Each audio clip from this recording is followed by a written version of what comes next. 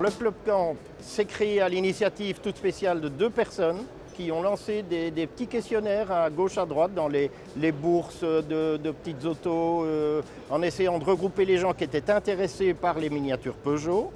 Et ils se sont retrouvés à 90 pour créer le club proprement dit en septembre 1995.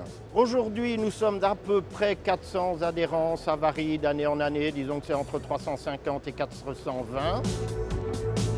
Nous intéressons spécialement nos membres par des créations originales qui ne sont faites que pour nos membres et ils viennent surtout chez nous pour avoir ces véhicules-là.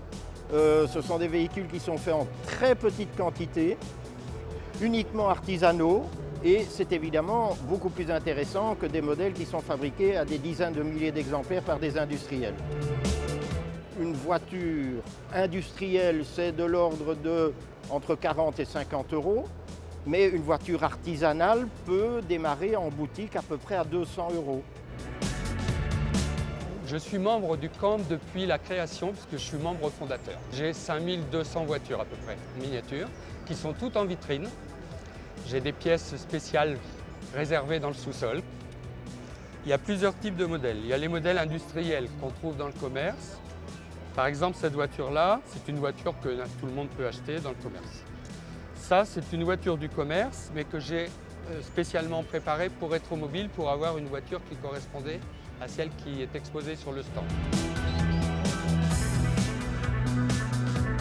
Ici, ce sont des kits. Ce sont des voitures qu'on achète en kit. Donc les kits, ça se présente comme ça. Ce sont des grappes, il n'y a rien qui est peint, tout est en résine. Les 3/4 des kits sont en résine, quelquefois en métal, mais souvent en résine.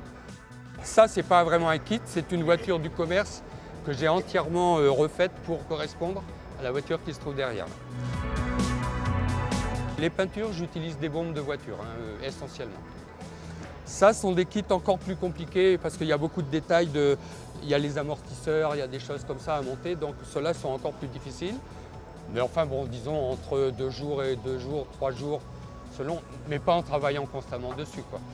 Je n'ai pas de voiture préférée. Je dis toujours, quand on me pose la question, parce que les amis qui viennent visiter, laquelle tu préfères? C'est celle que je n'ai pas encore.